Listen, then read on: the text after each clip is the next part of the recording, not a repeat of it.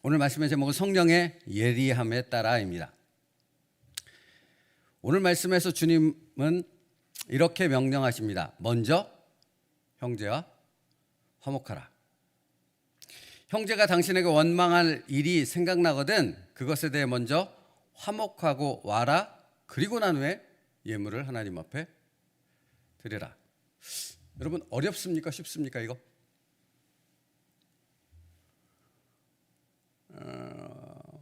쉽지요.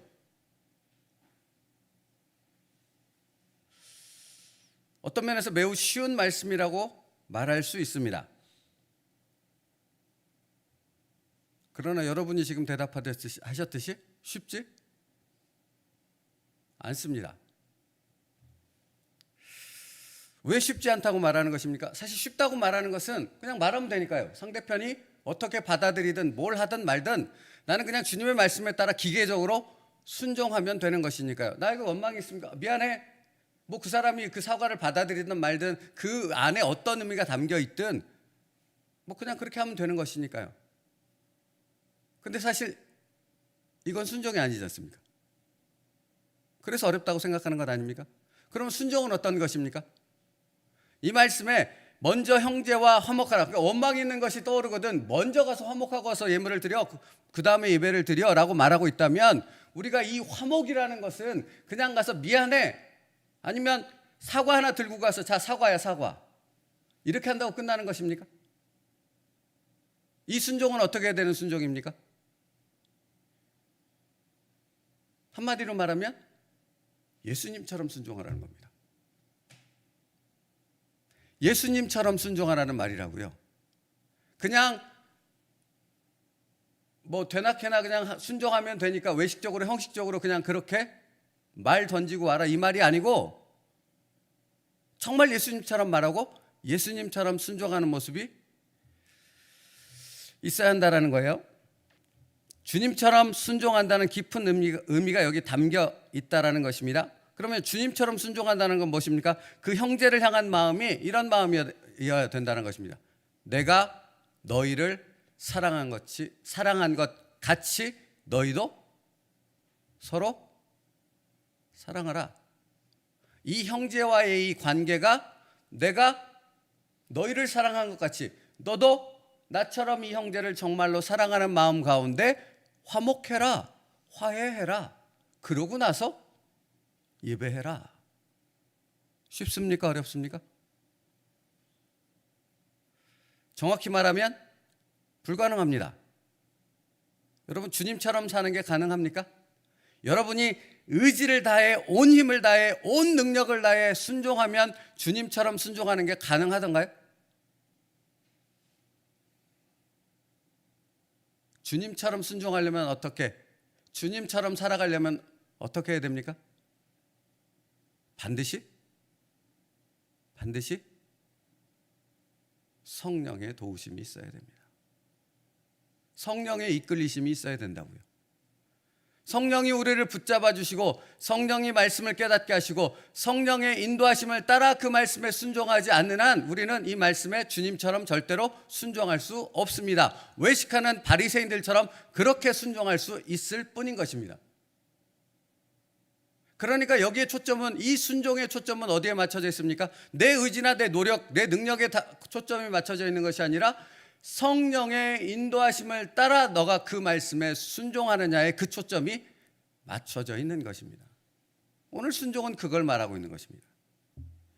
그러니까 산상수훈에서 순종한다라는 말씀에 담겨 있는 것은 주님처럼 순종해야 된다. 주님처럼 순종하는 것은 너의 의지나 노력으로 되는 것이 아니라 반드시 성령의 인도하심을 따르는 순종이 되어질 때만 주님처럼 순종할 수 있다. 성령이 그래서 우리 안에 오셨다.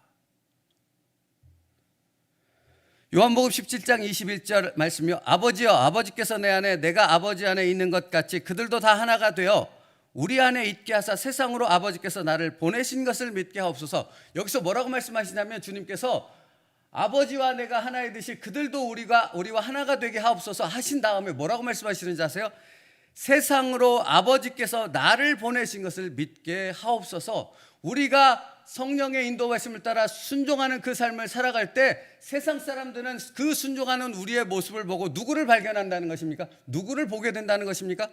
살아계신 하나님을 보게 된다는 것입니다. 그런데 어찌 우리의 의지와 노력만으로 그 순종으로 하나님 아버지를 드러낼 수 있겠느냐는 말입니다. 성령의 이끌림이 아니고서는 하나님을 드러낼 수 있는 순종은 우리에게 나타날 수 없다라는 말입니다. 그러므로 여기 이 말씀을 단순히 자신의 의지와 능력에 초점을 맞춰서 뭐까지 거 하지 라고 말한다면 그는 전혀 말씀을 알아듣지 못했다라는 말입니다. 이 말씀을 정말로 알아들었다면 그는 회개부터 시작해야 되는 것입니다. 주님, 나의 죄를 씻겨 주시옵고 내가 정말로 성령의 인도하심에 순종할 수 있는, 정말로 성령의 손에 나의 모든 것을 맡겨드릴 수 있는 그 순종이 내게 오늘 있게 하여 주시옵소서.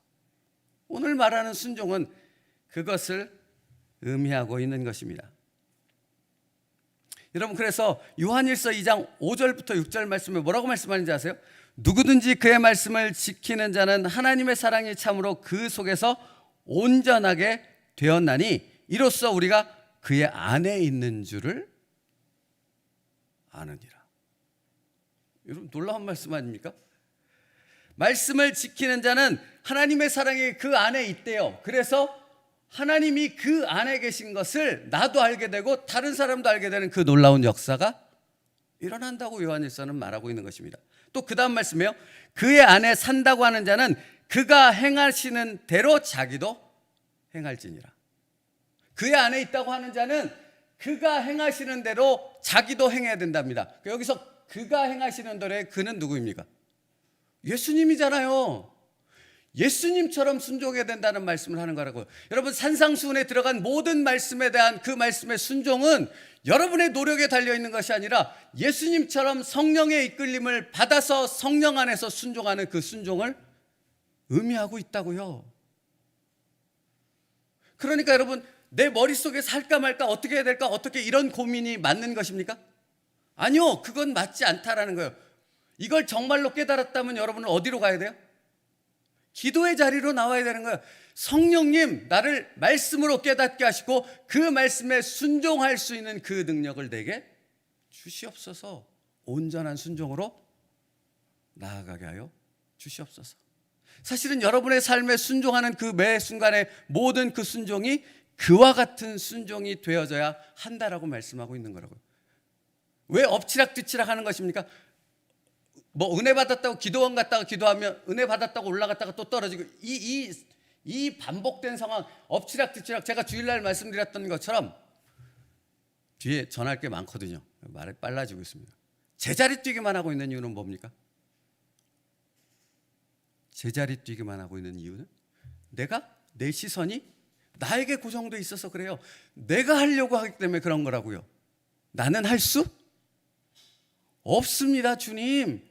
내가 아무리 노력해도 내 능력으로는 순종할 수가 없습니다, 주님. 그것을 비로소 깨닫게 되어짐으로 회개함을 통해 성령의 인도하심 밖에는, 성령의 능력 밖에는, 성령께서 나를 붙잡아 주시는 것 밖에는 내가 순종할 수 있는 방법이 없습니다, 주님. 이 고백이 날마다 우리 가운데 있어야 한다는 것입니다. 그때 비로소 진정한 순종, 주님처럼 하는 순종이 우리에게서 나올 수 있다라는 것입니다. 그러니까 이 순종은 저절로 이루어지는 것이 아니에요. 보세요. 챔버스 목사님이 이렇게 말씀합니다. 성령에 의해 당신의 의식 속에 먼저 가서 형제와 화목하고 그 후에 와서 예물을 드리라는 말씀이 떠올린 것입니다. 성령께서 아주 사소한 일까지 교훈하실 때 성령의 예리한 감수성을 거스리지 마십시오. 뭐라고 초점이 맞춰져 있어요, 지금? 말씀이 당신의 의지와 노력에 있다라고 챔버스 목사님은 말하고 있지 않다고요. 성령께서 당신에게 아주 사소한 일, 여기서 아주 사소한 일이라고도 말씀하셨어요? 큰 일이요? 아니요. 아주 사소한 일, 그냥 스쳐 지나갈 수 있는 그 조그만 일이라는 겁니다, 오늘 말씀이. 그런데 그 조그만 일일지라도 성령께서 당신의 마음을 찌르는 성령의 깨닫게 하심이 있다면 그걸 무시하지 말라고요. 그 성령의 인도하심에 민감하게 반응해서 그 성령에 따라 순종할 수 있는 사람이 진정한 순종의 사람이라는 것입니다. 누가 그런 사람 되어야 합니까? 우리가 그런 사람 됩니다. 그러니까 여러분, 성령에 민감하지 않고 성령에 정말로 온전히 순종하겠다는 믿음의 고백이 없으면 이 일은 이루어질 수 없는 것 아니겠습니까? 아주 사소한 일에 이르기까지 예수님처럼 순종하라고 챔버스 목사님은 말하고 있습니다. 등 떠물려서 하는 순종이 아니고 의지나 노력, 능력의 초점에 맞춘 순종이 아니라는 것입니다. 여러분, 예수님께서 공생의 삶을 시작하기에 앞서 40일 금식하셨죠. 그리고 마귀에게 시험을 받으셨죠. 그게 마태복음 5장에 기록되어 있습니다. 그런데 그 말씀 첫 절에 예수님께서 누구에게 이끌려 시험을 받으러 가셨어요? 누구에게 이끌려? 성령에게 이끌려입니다. 주님은 성령으로부터 그 인도하심을 통해 그 공생의 삶이 시작됐다라는 것입니다. 전생의 그 3년간의 삶에 모든 사람들이 다 성령의 인도하심 속에 순종하셨다라는 것입니다. 여러분 보십시오. 그러므로 우리가 성령에 의한 순종이 아니고 내 의지나 내 노력, 내 어떤 것에 나에게 초점이 맞춰져서 순종하게 되어지면 여러분 마음 가운데 이 단어가 떠올라요. 왜? 나만 순종해야 되는 거야. 이렇게 되는 거예요. 왜 나만 인내해야 되고, 왜 나만 절제해야 되고, 왜 나만 오래도록 참아야 되고, 왜 나만 이렇게 봉사하고 섬겨야 되는 거야. 왜 나만이라는 단어가 떠올라야 자꾸. 왠지 아세요? 나에게 시선이 고정되어 있거든요. 성령이 아니라. 그러나 성령께 그 시선이 고정되어 있다면 무슨 말이 나오겠습니까? 내 뜻대로 마옵시고 아버지의 뜻대로 되어지길 원합니다 라는 고백만 나오게 되어 있는 것입니다.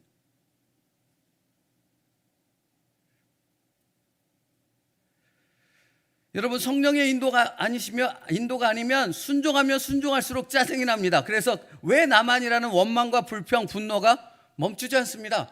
왜 저 사람은 저렇게 마음대로 사는데 왜 나만 이렇게 참고 인내해야 돼요? 왜 나만 죽어야 되는 거예요? 라는 그 불평이 끊임없이 나와요. 그들이 이스라엘 백성이었다고요. 그런데 성령의 인도하심이면 스데반처럼 저들의 죄를 용서하여 주시옵소서 돌에 맞아 죽는데도요.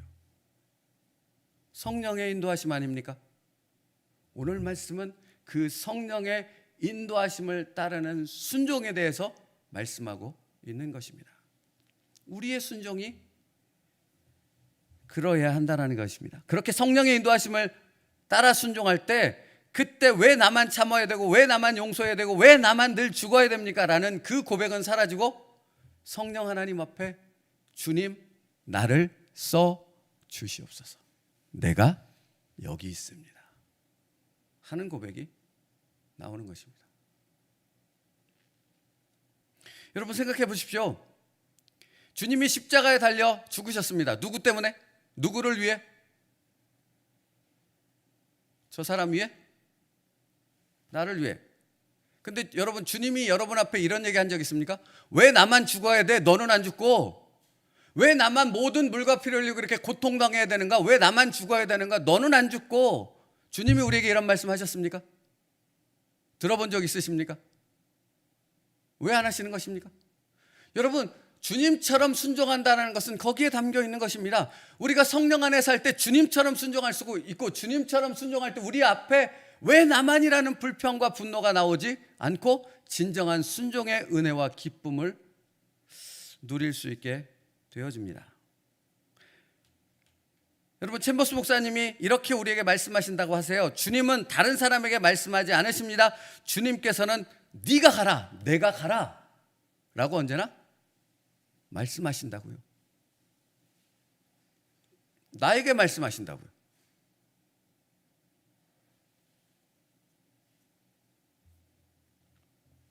어제 새벽 말씀이 초자연적인 은혜입니다. 어제도 산상수훈에 대한 말씀이지 않았습니까? 여러분, 어제 말씀은 어려웠습니까? 또 누구든지 너로 억지로 오리를 가게 하거든 십리를 동행하고입니다. 이게 어렵습니까? 오리가 몇 킬로입니까?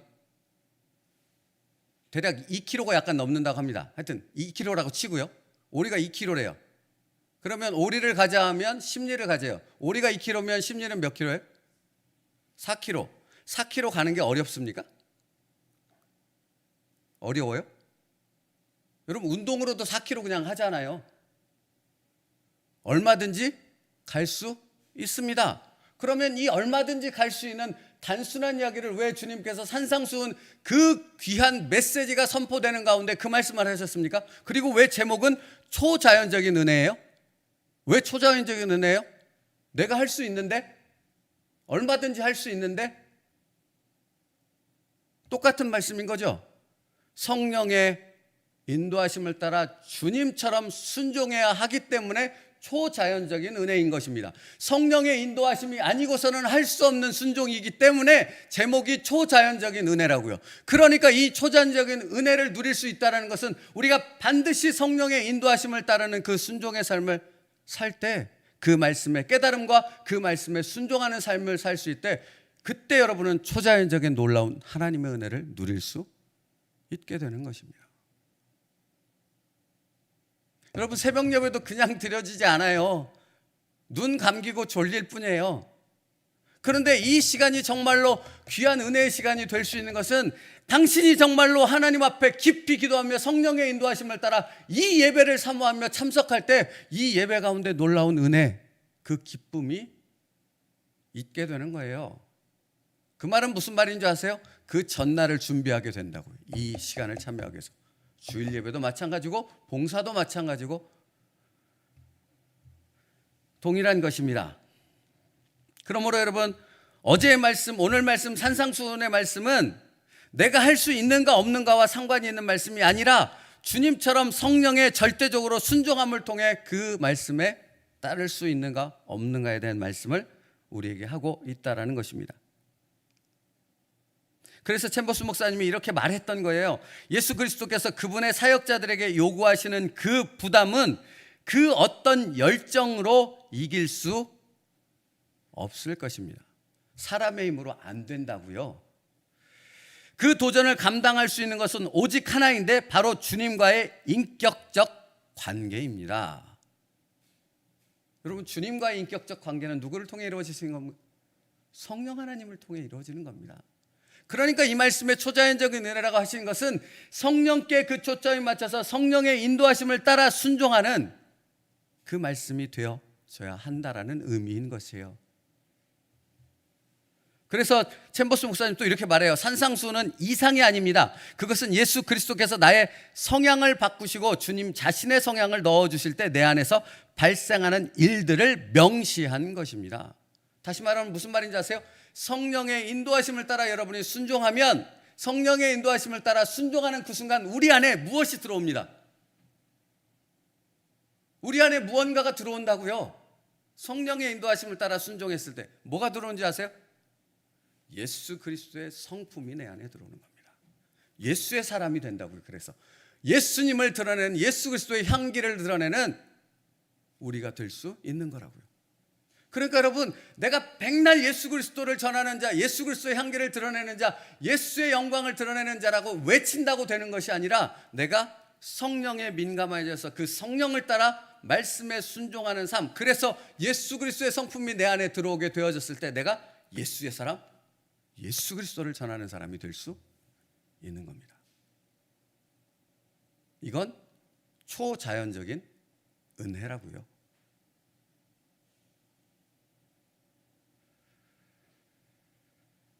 그래서 이렇게 말하는 겁니다. 챔버스 목사님, 산상수훈의 모든 말씀들을 이룰 수 있는 유일한 분은 오직 예수 그리스도 뿐입니다. 맞지요? 맞지요? 거기에 초점을 맞추십시오. 그러니까 내가 무언가를 하려고 애쓰지 말고 나를 구원하셔서 내 안에 성령을 보내주신 그 예수 그리스도께, 그 성령님께 오늘 집중하시라는 것입니다. 그러면 그 성령께서 여러분이 이 놀라운 말씀에 순종하게 되는 진정한 그리스도인이 되도록 우리를 이끌어 가신다라는 것입니다. 그 놀라운 그 초자연적인 은혜를 누리며 사는 사람들이 누구입니까? 그리스도인입니다. 그게 나입니다. 그 은혜를 누리시라고요. 어거지로 와서 기도하는 것이 아니라 정말 성령께서 나의 마음을 감동시켜서 그 한 시간의 기도가 정말로 하나님 앞에 은혜가 되는, 그 말씀을 읽는 그 시간이 정말로 이 세상 어떤 시간보다도 내게 행복한 시간이 되어지는 그 초자연적인 은혜, 성령의 역사가 있는 그 충만한 은혜를 누리라는 것입니다. 그래서 요한복음에서 부활하신 주님이 제자들을 찾아와서 성령을 받으라 숨을 내쉬면서 그렇게 말씀하시는 건 아닙니까? 너희가 성령 충만함을 구하라라고 그래서 말씀하고 있는 건 아닙니까? 아버지께서 악한 자라도 자기 자식에게 좋은 것을 주실 줄 알거든 하물며 너희 천부 아버지께서 너희에게 좋은 것으로 주시지 않겠느냐? 너희가 성령을 구할 때 아버지께서 성령을 주시지 않겠느냐? 끊임없이 말씀하시는 겁니다. 여러분, 그 성령님을 구할 수 있는, 성령의 충만함을 날마다 구할 수 있는 진정한 지혜와 믿음이 있는 우리가 될 수 있기를 축복합니다. 거기서부터 우리가 달라질 수 있다고요. 거기서부터 진정한 예수 그리스도의 사람이 될 수 있다고요. 그래서 요한복음 15장 16절 말씀을 인용해서 말씀하세요. 너희가 나를 택한 것이 아니요 내가 너희를 택하여 세웠나니. 이게 무슨 말씀인지 아세요? 우리가 하나님의 말씀을 순종할 때 나 자신에게 집중해서 내 의지와 내 노력에만 집중하면 이게 업앤다운이잖아요. 사실은 좋게 표현해서 이거지, 날마다 실패하고 좌절하지 않습니까? 그럼 포기됩니까? 그러면 끝내야 됩니까? 나같이 시간이 갔지만 저희 새벽이니까 저희 아들이 이 새벽 예배 안 듣지 않겠습니까? 오늘 사실 저희 아들이 중간고사 시험입니다. 제가 거의 한 달 전부터 야, 중간고사를 잘 보면 이러이러한 좋은 일이 있어. 너에게 뭐 마음대로 게임도 할 수도 있고 뭐 농구도 할 수 있고 내가 농구도 가르쳐 줄게. 뭐 해줄게. 잔뜩 그 시험을 잘 보고 난 후에 그 후에 찾아오는 정말 엄청난 그 보상에 대한 설명을 했습니다. 한 달이 지났습니다. 오늘이 시험 당일입니다. 어제 새벽 3시까지 책상에 앉아 있었습니다. 공부했다는 얘기입니까? 안 했다는 얘기입니까? 모르시겠습니까? 안 했다는 얘기입니다. 했다면 일찍 잤겠지요. 한 달 전부터 4과목 보는 시험이니까 시험 범위도 극히 작습니다. 여러분, 이게 제가 왜 이 말씀을 드리냐면 이게 자기가 노력한다고 안 되는 부분들의 이러한 연약함들이 있지 않습니까? 그러면 만약에 제 아들처럼 그런 모습에 우리의 순종의 모습이라면 하나님 포기해야 됩니까? 제가 제 아들한테 야, 나 포기하고 싶다 너 정말. 이 얘기 수없이 하거든요. 포기해야 됩니까? 좌절합니까? 하나님 우리 내려놓습니까? 아니요, 그렇지 않다고요. 너희가 나를 택한 것이 아니고 내가 너희를 택하여 세웠나니. 주님은 반드시 십자가에서 이루신 구원을 이룬 것처럼 우리를 택하여 하나님의 일꾼으로 순종하는 하나님의 사람으로 반드시 만드시겠다라는 것입니다. 그렇죠? 우리의 의지와 노력을 뛰어넘어서 반드시 그렇게 만드십니다. 그러므로 우리는 그 주님 앞에 성령의 인도하심에 집중할 때 우리는 그 주님의 약속이 이루어지는 놀라운 역사를 체험하는 그 능력의 삶, 성령의 역사가 있는 삶을 살아가는 사도행전에 기록된 그 수많은 사람들과 같은 삶을 살아가게 되어진다라는 것입니다. 여러분, 저는 많은 동역자들과 함께 그 기도를 드리고 있습니다. 우리 교회는 사도행전과 같은 교회가 되게 하여 주시옵소서. 여러분, 우리가 그런 사람이 되기 위해서 이 자리에 주님의 부르심을 따라 모인 것입니다. 그러면 성령께 집중하십시오. 성령의 인도하심을 따라 순종하십시오. 그 초자연적인 은혜를 누리는 저와 여러분 될 수 있기를 주님의 이름으로 축복합니다. 기도하겠습니다. 살아계신 하나님 감사합니다. 너희가 나를 택한 것이 아니요 내가 너희를 택하여 세웠나니. 주님, 그러므로 주님 앞에 아멘이라고 화답하며 나아갈 수 있는 저희의 삶 되게 하여 주시옵소서. 성령의 인도하심에 그 초점을 맞추고 성령의 인도하심을 따라 한 걸음 한 걸음 내디딤을 통해 우리 안에 예수 그리스도로 충만케 되어지는, 예수 그리스도의 성품으로 가득하여져서 예수 그리스도의 향기를 드러내는 그 놀라운 역사를 경험하는 하나님의 사람들, 그리스도인들 되게 하여 주시옵소서. 우리 교회가 그런 교회 되게 하여 주시옵소서. 예수님의 이름으로 기도 올리옵나이다. 아멘.